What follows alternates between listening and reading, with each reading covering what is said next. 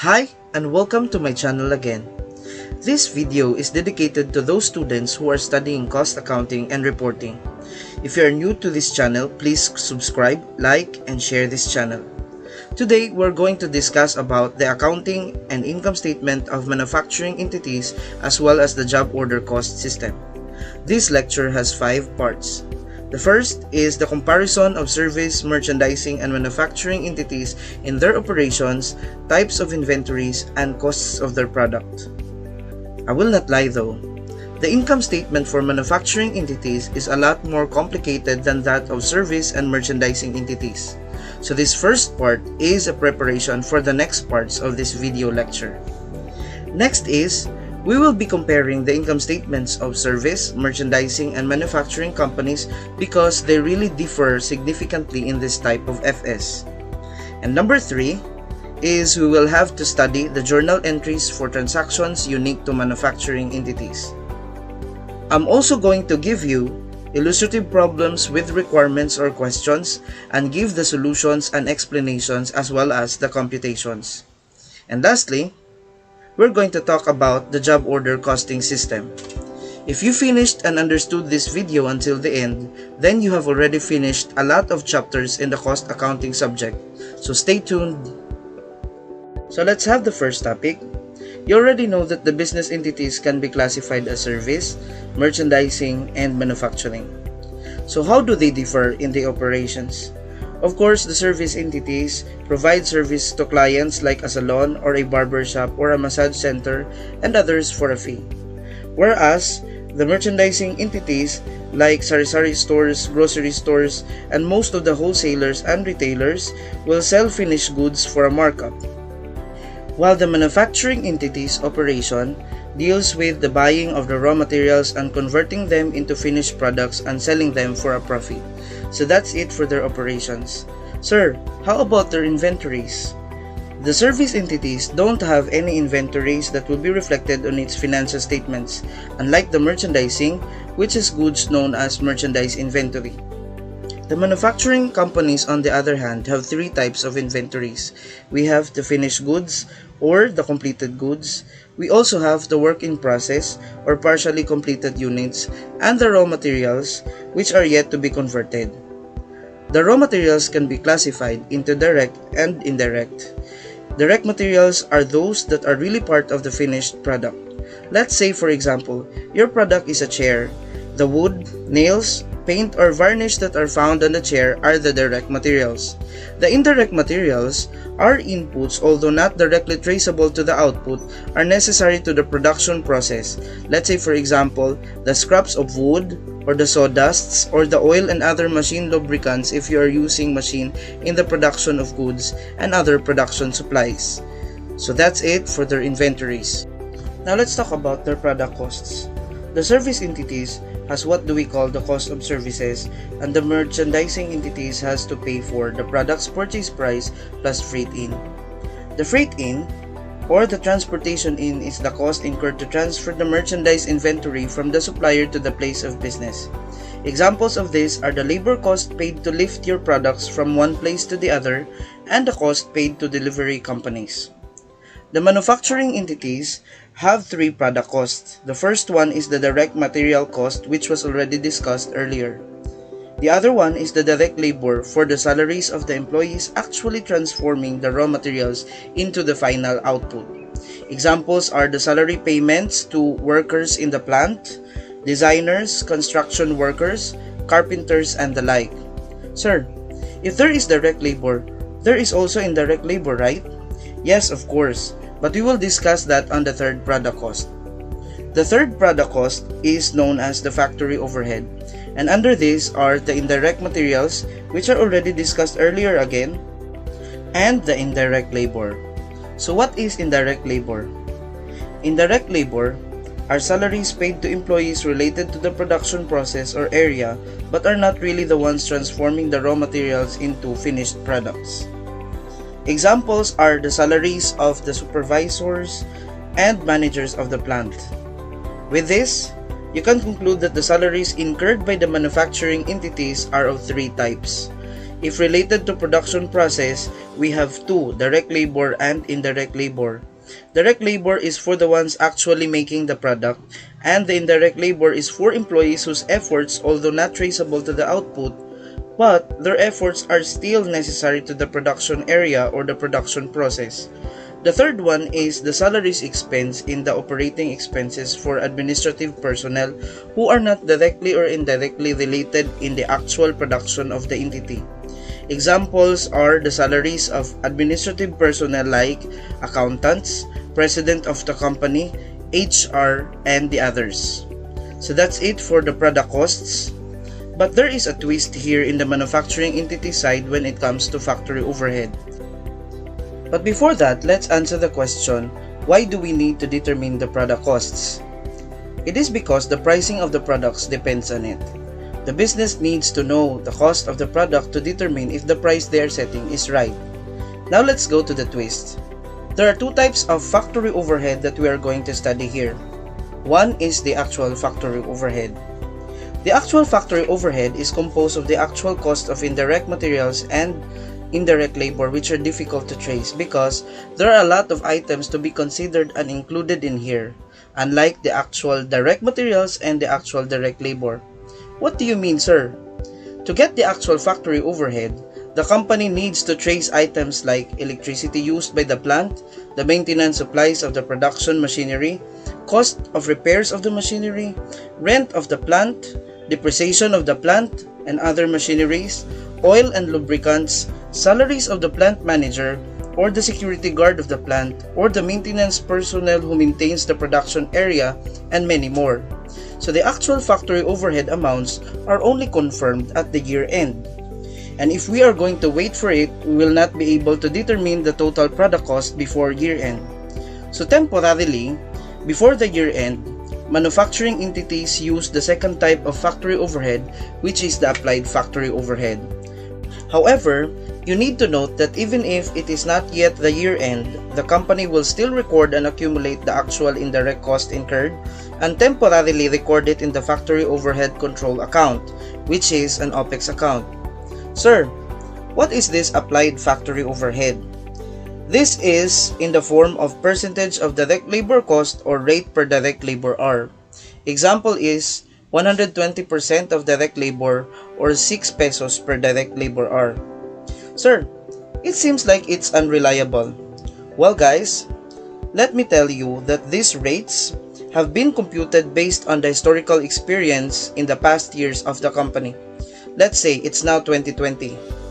The company compared the direct labor and the actual factory overhead in the past years like 2019, 2018, 2017, and so on to arrive at those rates. So even if it is not exact, it can be a close estimate. But what will happen in the year end when the actual factory overhead is already available? The actual and the applied factory overhead will be reconciled. As to how, we will illustrate that in the later slides. But for now, we can summarize that the product cost for service entities are the cost of services, and we have purchase price plus freight in for the merchandising, and we have three costs for the manufacturing entities: the actual direct material used, the actual direct labor used, and the applied factory overhead. Now, we are ready to compare the income statements of the three. At this point, we will be comparing the income statements of the three. So the income statement for service entities is just service revenues and other revenues minus expenses equals the net income. It's as simple as that. But when we're going to talk about merchandising entities, it starts with the sales and of course expenses. However, these expenses are already subdivided into two, which are the cost of sales and the other operating expenses. Sales minus cost of sales though is the gross profit. And the gross profit minus expenses equals the net income. But how about the computation for the cost of sales? If I am a merchandising entity and I wanted to compute the cost of goods that I have sold, then I'm going to ask, do I have merchandise inventory beginning? Those are merchandise inventories in the past that were not yet sold. Do I have recent purchases of this merchandise inventory? So we have net purchases. So you have the inventories unsold in the past plus your recent purchases. If you're going to add them, the sum is the total goods available for sale, or you can sell them both. Now, let's discuss on the net purchases. Why is it called net purchases? It is because it is not just composed of the acquisition cost. You're going to add also the freight in, and then you are going to deduct the purchase returns and allowances for the damaged units and the purchase discounts if you are given purchase discounts. So, are the available for sale all sold? Naturally, no. So we have merchandise inventory end. So the available for sale minus the unsold currently, then you are going to get the cost of sales. So how about manufacturing entities? Manufacturing entities are similar with merchandising entities because they also start with sales, and you're going to deduct the cost of sales in order to get the gross profit also. And then from the gross profit, you deduct the expenses, the general and administrative expenses and the operating expenses. Then you're going to get also the net income. So where are they different?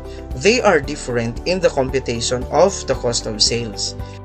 If you're a manufacturing entity and you wanted to get your cost of sales, then first, you need to get the direct materials used by getting first the direct materials beginning. Those are the direct materials in the past that you have not used. And then you ask yourself, do you have recent purchases for those direct materials? Then you add that in order to get the total raw materials or direct materials available for use. The unused in the past plus the recent purchases equals the direct materials available for use. And of course, these direct materials available for use will not all be used. So we have the direct materials end. So you deduct it, then you are going to get the direct materials used. So it's based on logic. The available for use minus the unused, of course, the answer should be the materials used. Now, is this the only cost needed for the raw materials to become finished product? The answer is no. You need to have the actual direct labor cost also and the factory overhead, which is applied. Again, this is applied. So these three are what do we call as the total manufacturing cost.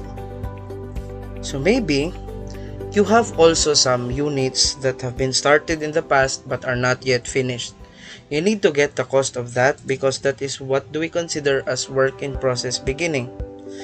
That is supposed to be added with the total manufacturing cost to get the total goods placed in process. So, in order to understand the logic, think of the total manufacturing cost as the started units now, and the work in process beginning is started in the past but still unfinished. So, these two, the started now plus the unfinished units, will be placed in process, and their costs, the two of them, is what do we call as cost of goods placed in process. Now, you are going to ask, are the goods placed in process all finished? Normally, no. So we have the work in process ending, or the cost of the unfinished now. So you're going to deduct that, and you're going to get, of course, the cost of the finished now, or cost of goods manufactured, or the finished now, as a shortcut. So you are going to ask yourself, maybe I have some finished units also in the past but were yet to be sold. Then the finished now plus finished in the past equals the total goods that I can sell, or total goods available for sale. Now, is this available for sale sold? Not all. So if not all, then we have finished goods ending. So the available for sale minus the unsold, of course, that is already the cost of sales. So that's it for the cost of sales of manufacturing entities. But before we finish this part, I would like to tell you that if ever you are going to add the direct materials and the direct labor, you are going to get the prime costs. because they are the primary costs. And then if you're going to add the labor cost and the factory overhead, you're gonna get the conversion costs. So that's it for this particular part. Let's go to another part. So we are now on the third part. Let's have the journal entries for manufacturing entities. For direct materials, upon purchase, the entry should be raw materials or direct materials. You can use raw materials to indicate that it includes also the indirect materials, but if the indirect materials is separable from direct materials, then use the direct materials account. So the credit for this one is accounts payable under the perpetual method. Upon payment, of course, you debit the accounts payable and then you credit the cash. And upon usage, you debit work in process and then you credit direct materials or raw materials. Sir, how about the indirect materials? So in the indirect materials, they are similar on the acquisition and the payments of accounts payable with the direct materials.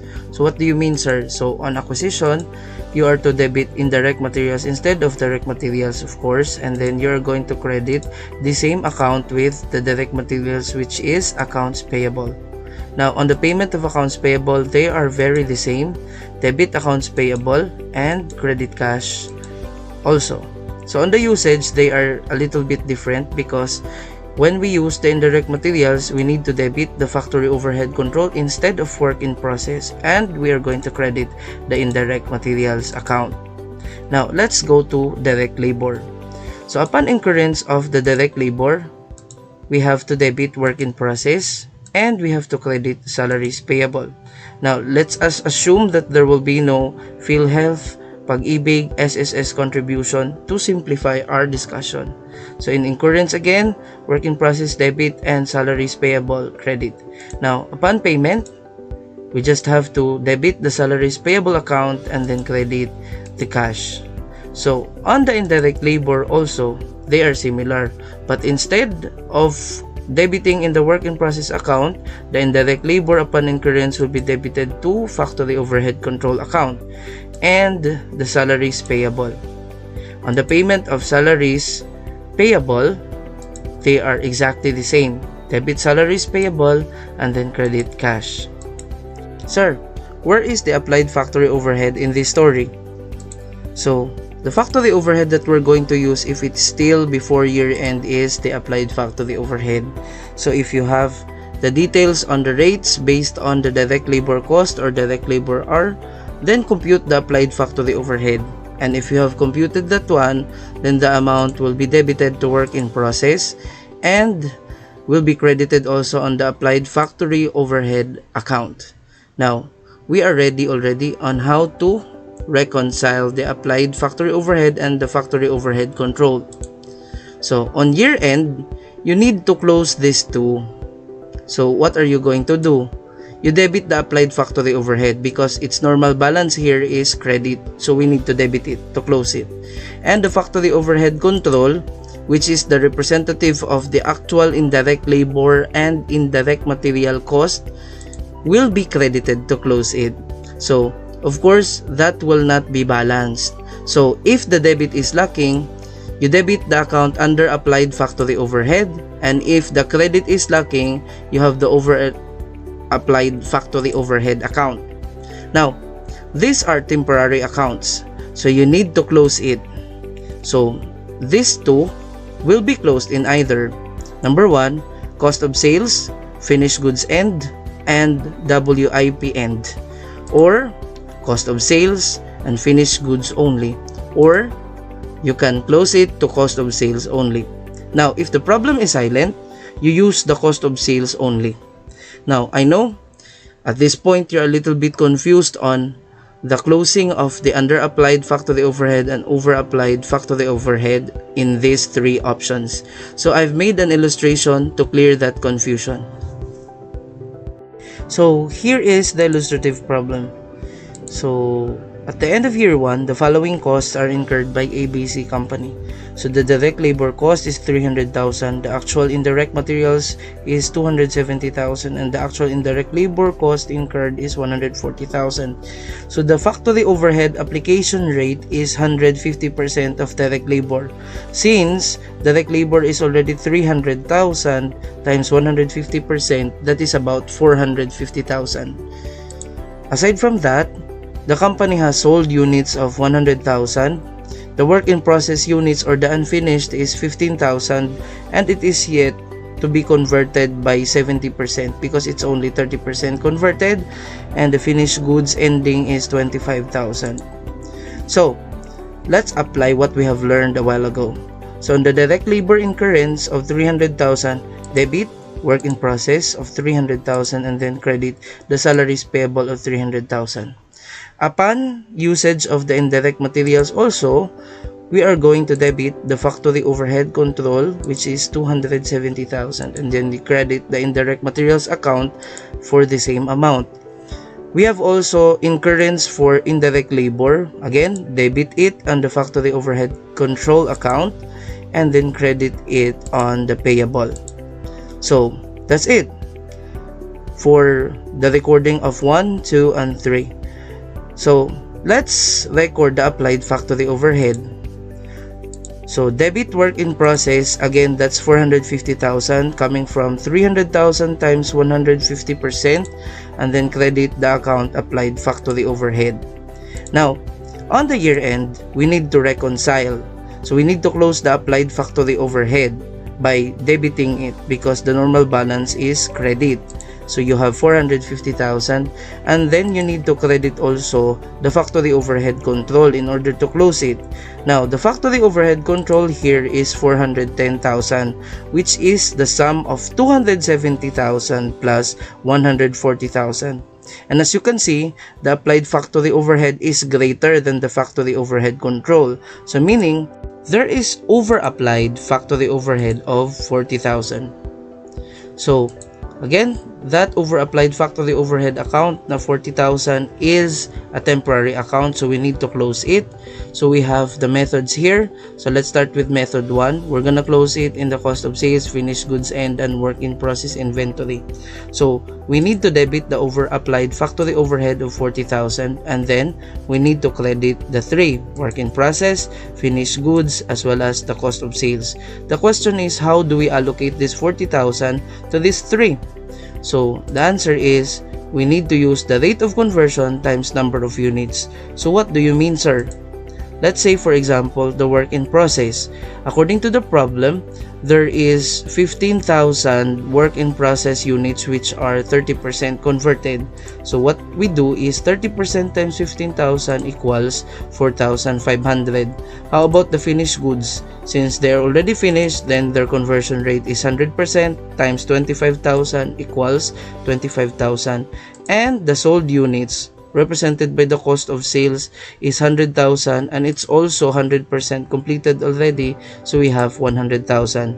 You add them all up, then we're going to get the 129,500, which will become our denominator because the allocation will use some fractions. So what do you mean again, sir? So let's allocate the 40,000. So when it comes to WIP, we are going to use the fraction 4.5 over 129.5.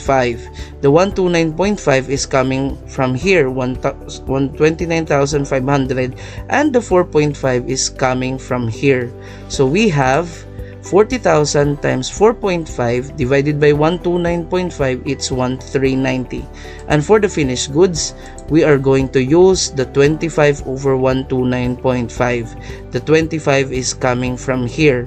So we're going to get 7,722. And lastly, for the cost of sales, that's 100 over 129.5 times 40,000. We have 30,888. These amounts will then be carried here.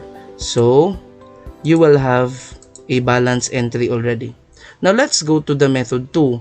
The method 2 is we are going to close the over applied, that is 40,000, to accounts, cost of sales, and finished goods only. So we need to ignore the work in process. So what will happen?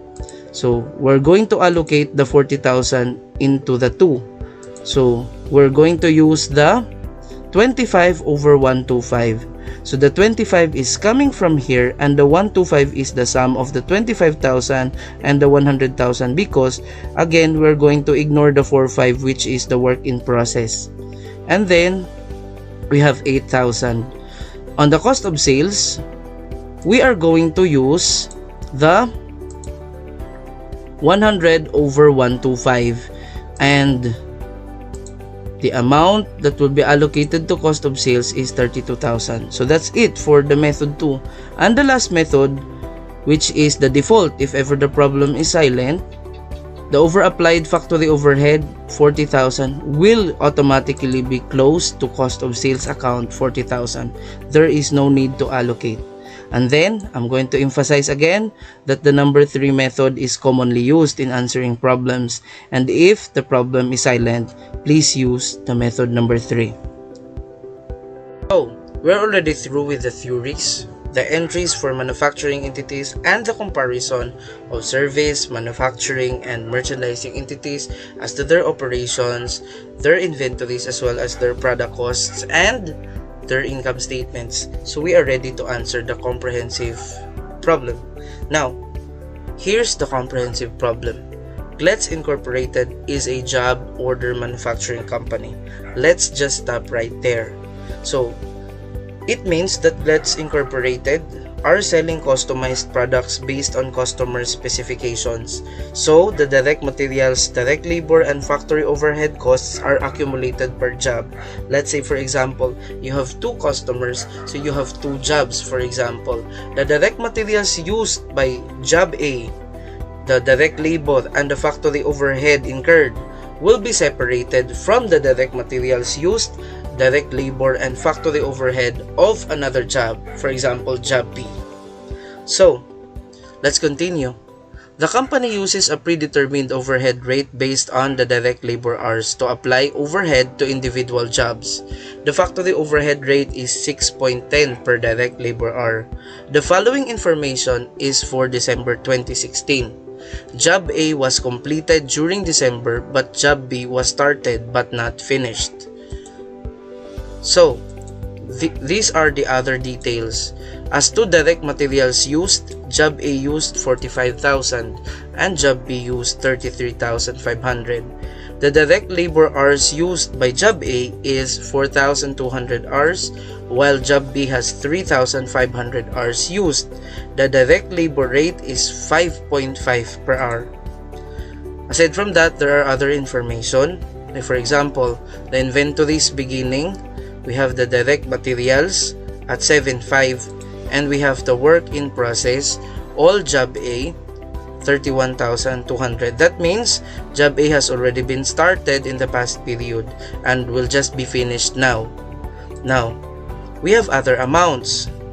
Direct material purchases is 104,000, and then the indirect labor is 13,500, aside from which the company incurred supervisor salaries of 6,000, a factory rent of 7,000, administrative office rent of 1,800, indirect materials of 12,000, depreciation for factory 7,500, admin office 1,600. The requirements are the cost of sales before adjustment for actual factory overhead.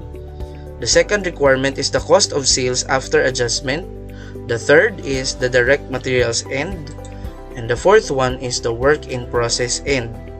Now, upon analyzing this problem, there are 2 important points. The first one is the details with the red funds are all actual factory overhead, which will be considered at year end. The totals of those are 46,000. That means this actual factory overhead should be stored in the factory overhead control account. These red ones. Sir, what about admin office rent? Again, this is administrative office. This is not related in the production process or related on the production area. So this cost will become part of the operating expenses and will not be considered as factory overhead. As well as the depreciation for the admin office. You need to ignore that because on the requirements, there is no mention about operating expenses. So only the red are considered as indirect materials and indirect labor or factory overhead, specifically actual factory overhead. Aside from which, we have the second one.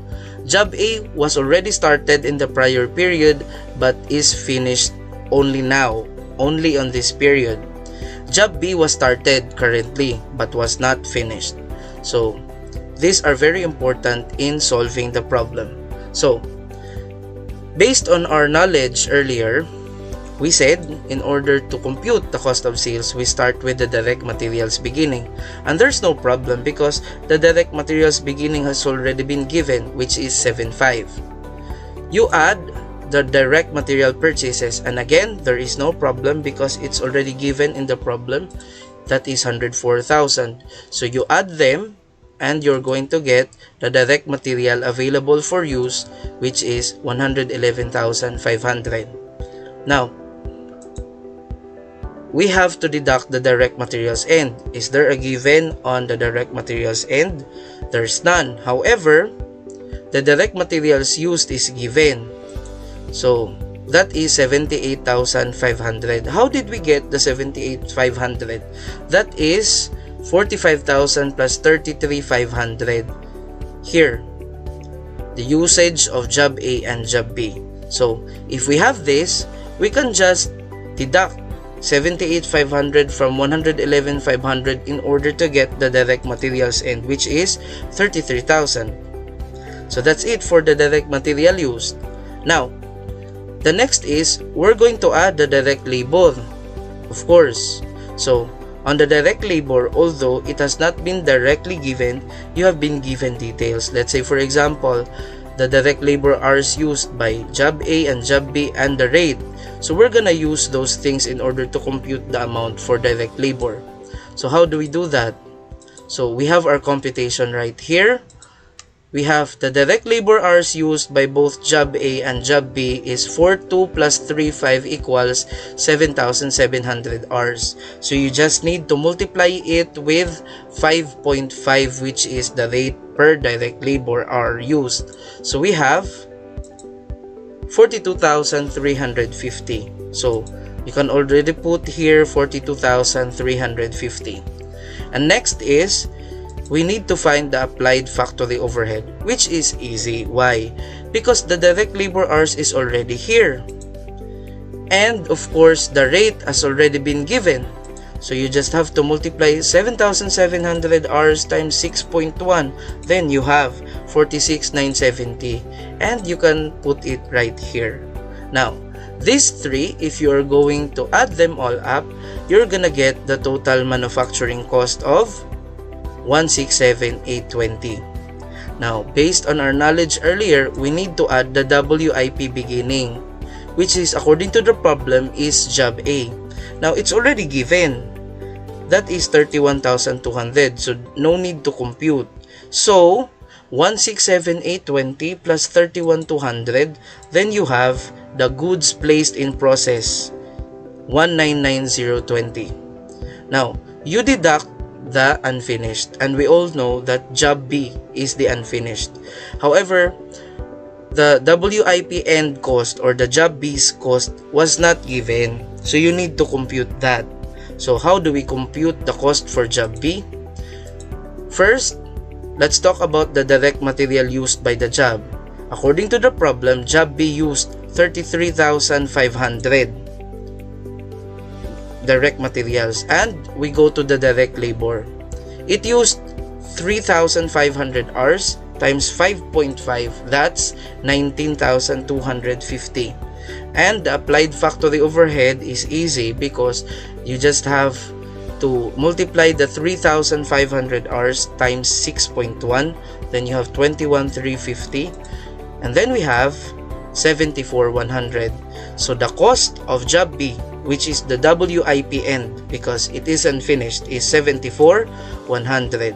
So You record that, and then you're gonna get the cost of goods manufactured, or the cost of the finished, or job A, because it's specific in the problem that job A was finished. So we have 124,920.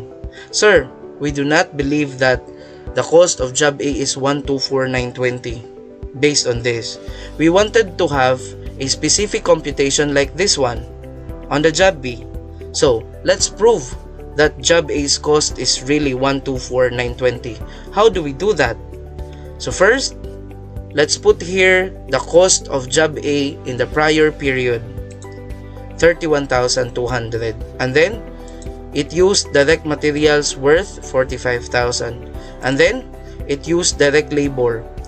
In number of hours, that's 4,200 times 5.5, the direct labor rate. So we have 23,100, and the applied factory overhead, of course, is 42 times 6.1, so 25,620. You add them all up, and I'm pretty sure that is still 124,920. So no need to be confused on what is this 124,920, because we have already our proof. Now, aside from that, you need to add the finished goods beginning, but since there is no mention with the finished goods beginning, we put there 0. So meaning we have the goods available for sale of 124,920 also. There is no mention again with the finished goods ending, so we put here 0. So we have our cost of sales before the adjustment for actual factory overhead of 124,920. But since we need to reconcile the actual factory overhead, or the factory overhead control account, and the applied factory overhead, let's make an entry. Let's close the applied factory overhead by debiting it. The applied factory overhead again is 46,970, and then the factory overhead control, which is, I've mentioned in the analysis, is 46,000. Then there is an over application of 970. And since there is no mention on how to allocate this or how to close the over applied factory overhead, then we're going to use the method 3 that I have said on the last slide. So the over applied factory overhead will be debited to close it, and then you close it on the account, which is the cost of sales, 970. Now, this 970 will be deducted on the cost of sales. Why? Because the cost of sales normal balance is debit, and according to here, it should be credited. So since they don't have the same normal balance, you deduct 970 from 124,920, and then we have the cost of sales adjusted, 123,950. So if we're going to go back to the requirements, the cost of sales before adjustment for actual factory overhead is 124,920. The cost of sales after adjustment is 123,950. The direct materials end is 33,000, and the work in process end is 74,100. So we are now on the part 5. Part 5 is all about job order cost system. So what is this job order cost system? As mentioned a while ago, it's a cost accumulation system used by companies who manufacture made-to-order or customized products based on customer specifications like made-to-order furniture and others. The costs, raw materials, direct labor, and factory overhead in this system are accumulated per job. Let us say, for example, your company has 2 departments, 1 and 2. Each of those departments will make a job cost sheet per job and list all the direct material cost, direct labor cost, and applied factory overhead incurred by a particular job. So we have an example here of a job cost sheet. So we have the milling department, and it is working on the job number 2B47. In here, the department listed the direct materials, the direct labor, and factory overhead used by job 2B47. There is also a cost summary, and as well as the date it started the work and the date it was completed. So for example, if the good still needs further processing from other departments, the other departments will also prepare a job cost sheet for job number 2B47. And if it is 100% complete already, all the job cost sheets by the different departments will be summarized to get the total cost of the job 2B47. So, that's the end of our content for this video. You're welcome to play, pause, and replay this video until you are satisfied. And if it helped, help me also by subscribing, liking, and sharing this video to other accounting students, and also click the notification bell to be updated on my next episodes. Thank you.